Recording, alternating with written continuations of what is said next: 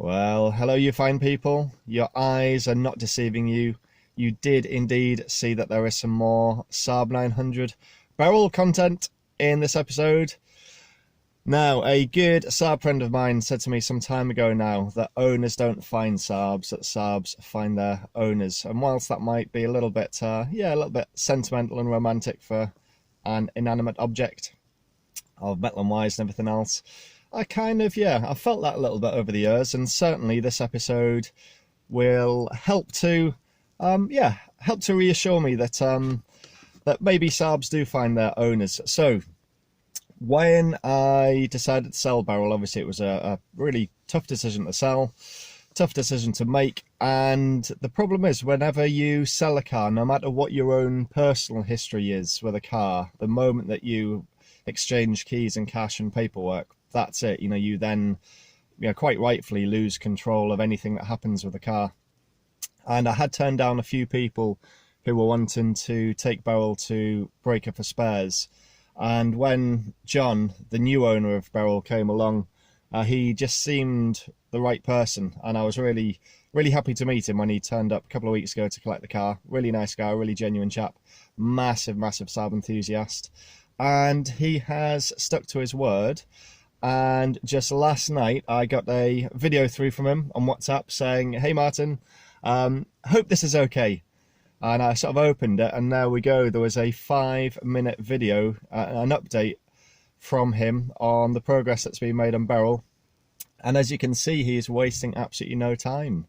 So hugely exciting. This is kind of wherever we're up to, episode whatever we are now, 40 odd. And but this is kind of like episode 1 of phase 2, so I'll keep the sequential number of the episodes running as it has been for clarity. But yeah, this is phase 2 now.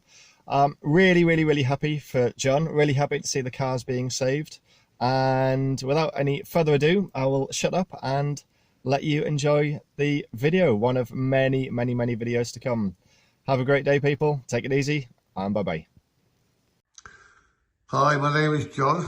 I'm the chap who bought the Beryl Green SAAB 900 Turbo from Martin. As you can see, it's now in our workshops. What we've done so far is take all the body kit off, both sides. We've had a good look underneath.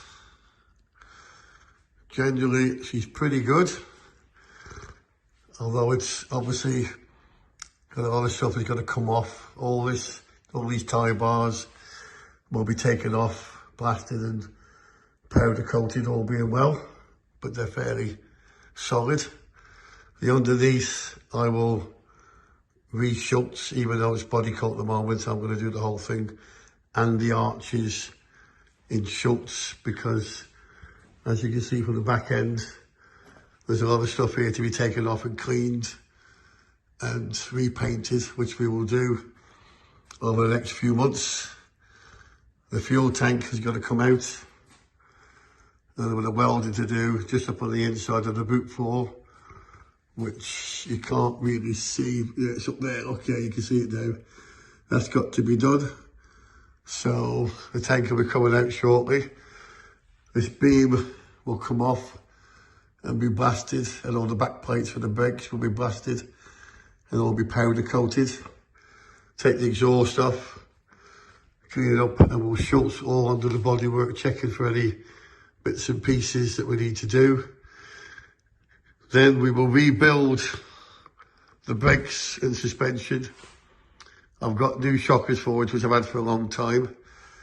Discs and calipers are fairly cheap for this car, so we'll probably end up changing them to new ones rather than send them off to be refurbed, because the refurb costs for calipers these days is quite expensive.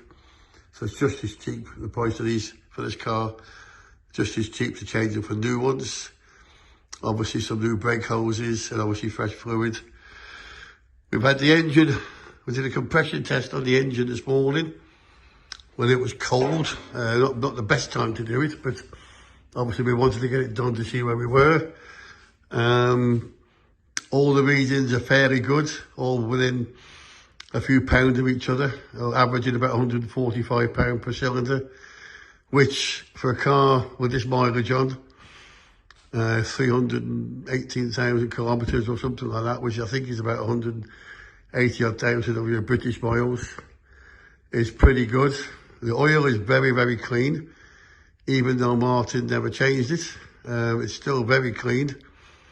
There's a couple of bad leaks on the bottom. One's on the sump plug. There's another one somewhere else which we haven't found yet, so that's something we've got to look at. But I'm happy with the engine. As regards, I don't think we'll have to strip it all down. Spoke to an engine guy yesterday, and we're gonna take the engine out once all the welding has been done, and the car goes off to the paint shop.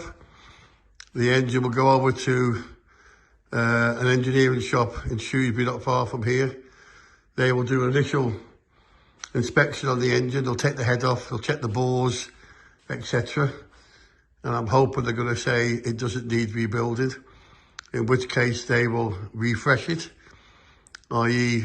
work on the head, perhaps skim it and give it a good clean and put it back on again with fresh gaskets, take the sump off, give it a good clean, put that back on with fresh gaskets, which I think is where the leak is coming from anyway.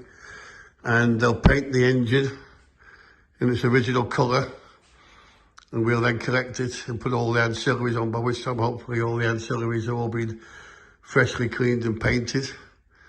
The engine bay will of course be painted by then as well, and we'll start to put it back together again. So that's where we are at the moment. So not an awful lot happened, but a little bit. But now the momentum is here, so hopefully we'll push on now, and I'd like to think we'll get it done by the end of the summer, but we'll have to wait and see. It depends on a lot of things, parts availability and my paint guy, etc, etc. But at the moment he's booked it with him for July, so hopefully we can get all our bit done and get it over to him for the 1st of July, and then we'll go from there. Okay, hope you've enjoyed this, and I'll keep you up to date. Cheers, bye-bye.